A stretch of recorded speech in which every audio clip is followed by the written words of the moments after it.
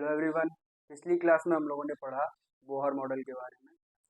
Bohr model ने कैसे Rutherford के मॉडल की कमियों को पूरा किया। आज हम लोग पढ़ेंगे बोहर मॉडल की कमियाँ, ये बोहर मॉडल में क्या कमी रह गई। अगर आपने इससे पहले की वीडियो नहीं देखी है तो आप डिस्क्रिप्शन में जाकर देख लीजिए। बोहर मॉडल क्या क्या नहीं एक्सप्लेन कर पाए थे उसके बारे में सबसे पहले एक साइंटिस्ट आए,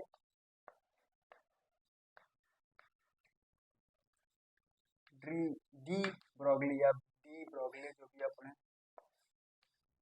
डी ब्रोगली। इन्होंने क्या कहा कि जो इलेक्ट्रॉन है, बोहर ने क्या माना था कि एक इलेक्ट्रॉन पार्टिकल जो ट्रांजिशन दिखाता है, लेकिन डी ब्रोगली ने कहा क्या कहा, इलेक्ट्रॉन पार्टिकल भी है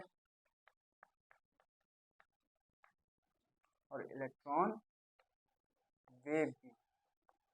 ये उन्होंने किस बेसिस पे कहा? जो हमारे साइंटिस्ट हैं प्लैंक, उन्होंने कहा था जो लाइट है, लाइट वेव जो है वो कुछ एनर्जीज के पैकेट्स में चलती है, मतलब कंटिन्यूस नहीं है, एनर्जीज के पैकेट में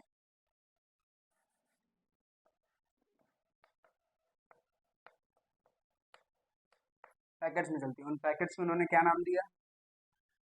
क्वांटा। तो इन्होंने कहा लाइट वेव नहीं, पार्टिकल भी। तो डी ब्रोगली ने इसीलिए तो डी ब्रोगली ने इसी बेसिस पे कह दिया जो इलेक्ट्रॉन है, इलेक्ट्रॉन का मास क्या है, 9.1 इंटू 10⁻31 kg, बहुत कम है। इसकी वेलोसिटी क्या है? वेलोसिटी के फार्मूले से हम लोग निकालेंगे क्या था, 2.18 इंटू 10⁻6 Z/n 1 हो जाएगा मीटर पर सेकेंड। ये इसकी वेलोसिटी 10⁻6 है, लाइट की वेलोसिटी 10⁻8 होती है, लगभग बराबर बराबर तो नहीं, बहुत अंतर है। तो उन्होंने देखा इसकी स्पीड भी बहुत ज़्यादा है, इलेक्ट्रॉन की, लाइट की भी, तो इन्होंने इस इलेक्ट्रॉन को पार्टिकल के साथ साथ वेव भी कह दिया। और इन्होंने क्या स्टेटमेंट दिया,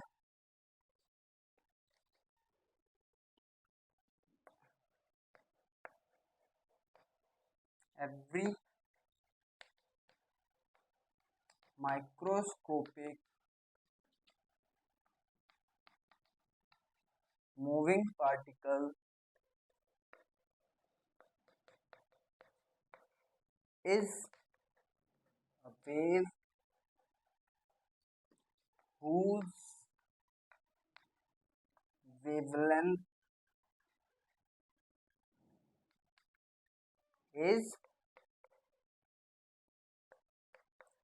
lambda is equal to h upon p, या h upon p को हम लोग क्या लिख सकते हैं, m v। p क्या है यहाँ पर, मोमेंटम। उन्होंने ये बताया कि lambda, every microscopic moving particle is a wave whose wavelength is lambda is equal to h upon p। h क्या है, प्लैंक कांस्टेंट, p क्या है, मोमेंटम। मोमेंटम को हम लोग क्या लिख सकते हैं, m into v। उन्होंने ये बताया। डी ब्रोगली के बाद एक और साइंटिस्ट थे, हाइजेनबर्ग। हाइजेनबर्ग ने एक प्रिंसिपल दिया था, उसका नाम था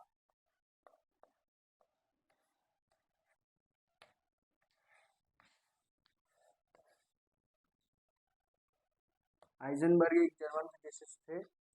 उन्होंने ये प्रिंसिपल दिया, हाइजेनबर्ग अनसर्टेनिटी प्रिंसिपल। इसमें उन्होंने कहा कि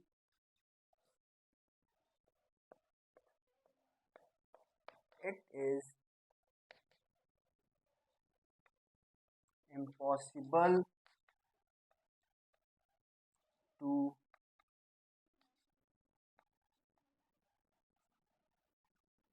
measure the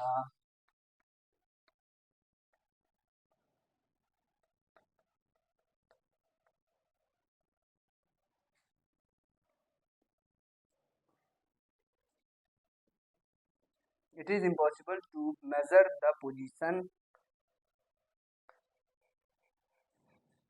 as well as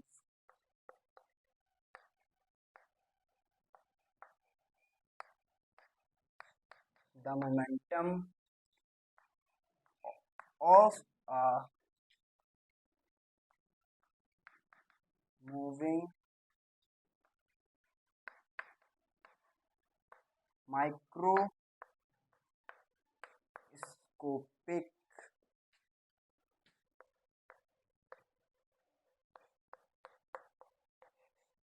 particle, it is impossible to measure the position as well as the momentum of a moving microscopic particle simultaneously and accurately.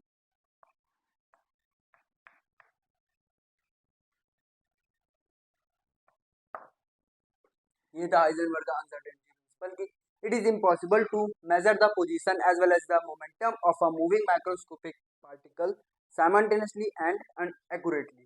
किसी भी मूविंग माइक्रोस्कोपिक पार्टिकल की position और उसका momentum एक साथ और बिल्कुल सही एक्यूरेट नहीं याद किया जा सकता, ये इम्पॉसिबल है। और उन्होंने अपने प्रिंसिपल में कहा, तो क्या आगे नोट करता हूँ मैं, और इसी प्रिंसिपल में इन्होंने कहा कि जो डेल्टा पी जो मोमेंटम है, delta X is greater than is equal to h upon 4 pi.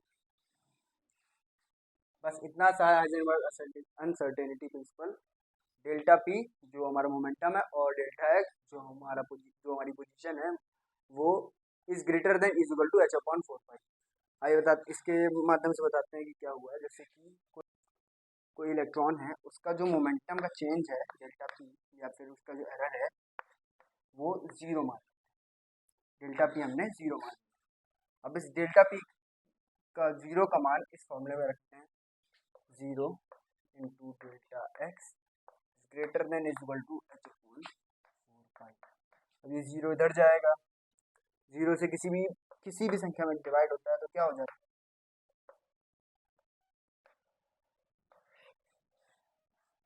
Delta x की वैल्यू हमें क्या मिली, इनफाइनाइट, जो कि कभी हो ही नहीं सकता। इसी तरह से इन्होंने अपना अनसर्टेनिटी प्रिंसिपल दिया। यहीं अगर हम डेल्टा पी की जगह डेल्टा एक्स की वैल्यू 0 रख देते तो मोमेंटम चेंज की वैल्यू इनफाइनाइट आ जाती। इतना सा था हाइजेनबर्ग अनसर्टेनिटी प्रिंसिपल। क्या क्या कमियां थी बोहर की? सबसे पहली कमी जो हम लोग पहले ही बात कर चुके हैं कि बोहर ने अपना जो मॉडल दिया था वो सिर्फ वन इलेक्ट्रॉन, एक सिंगल इलेक्ट्रॉन की स्पीसीज के लिए दिया था, जैसे कि हाइड्रोजन। ओनली वैलिड फॉर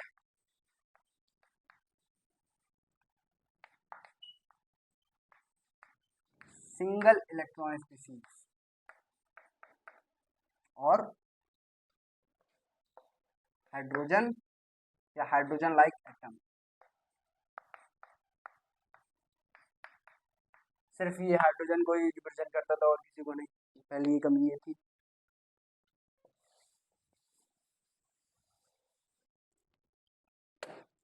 दूसरी कमी क्या थी, बोहर के मॉडल की दूसरी कमी क्या थी कि बोहर ने इलेक्ट्रॉन को सिर्फ पार्टिकल का, इलेक्ट्रॉन इज अ पार्टिकल, उन्होंने बस इतना बताया कि इलेक्ट्रॉन एक पार्टिकल। और डी ब्रोगली है, उन्होंने बताया क्या, इलेक्ट्रॉन एक वेव भी है, dual nature. Do not explain the dual nature of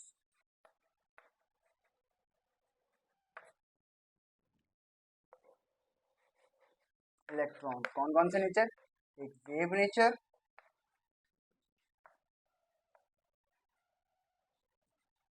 और पार्टिकल नेचर।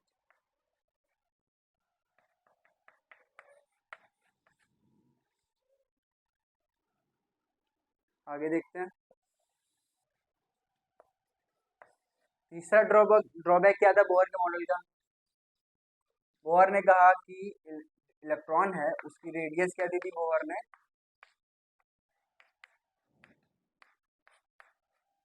रेडियस दे दी, वेलोसिटी क्या दे दी,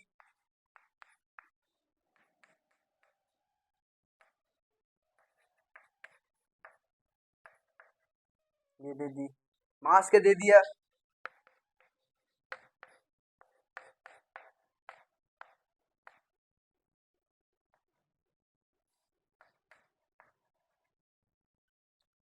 बोहर ने इलेक्ट्रॉन की रेडियस भी दे दी, वेलोसिटी भी दे दी, मास भी दे दिया। अब क्या है, रेडियस माने उसकी पोजीशन, और एम और वी, एम वी क्या होता है, मोमेंटम।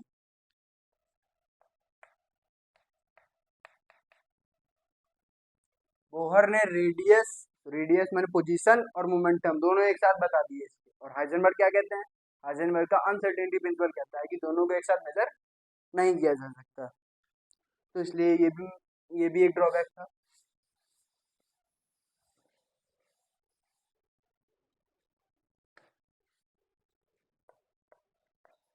अगली बात क्या थी जो बोहर नहीं एक्सप्लेन कर पाए, इन्होंने ये तो बता दिया कि लाइट स्पेक्ट्रम दिखाता है, लेकिन जब उस स्पेक्ट्रम को हम किसी मैग्नेटिक फील्ड या इलेक्ट्रिक फील्ड में रखते हैं तो वो स्पेक्ट्रम, उस स्पेक्ट्रम की स्प्लिटिंग होने लगती है।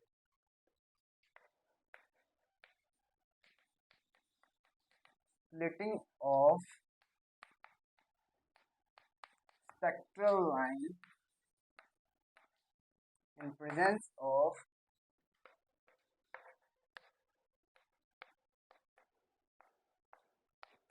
of electric field।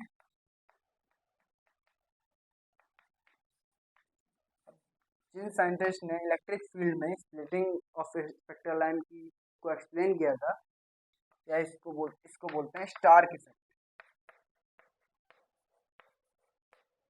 या हमें पढ़ने की जरूरत नहीं है, बस हमें नाम याद करना है। और मैग्नेटिक फील्ड में किसने किया था,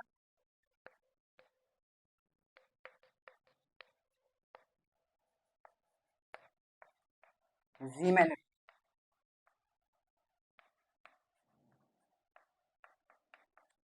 मतलब बोहर का जो मॉडल है वो स्टार इफेक्ट और जीमैन इफेक्ट को एक्सप्लेन नहीं करता है, ये भी एक कमी रही।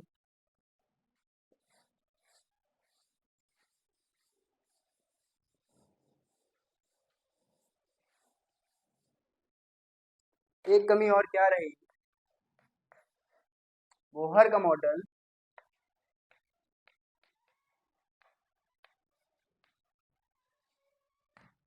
अल्ट्रा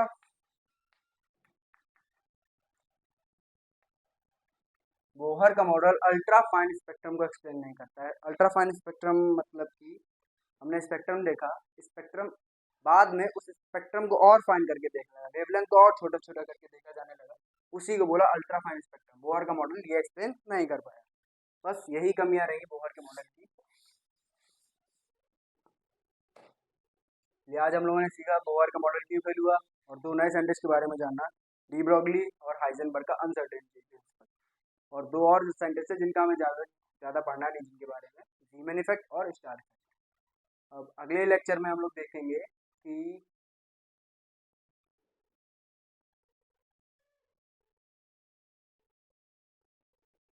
अगले लेक्चर में हम लोग देखेंगे कि बोहर के बाद कौन सा मॉडल आया। अब हम मॉडल कौन सा पढ़ेंगे, जिसमें हम लोग क्वांटम नंबर पढ़ते हैं, क्वांटम नंबर वाला।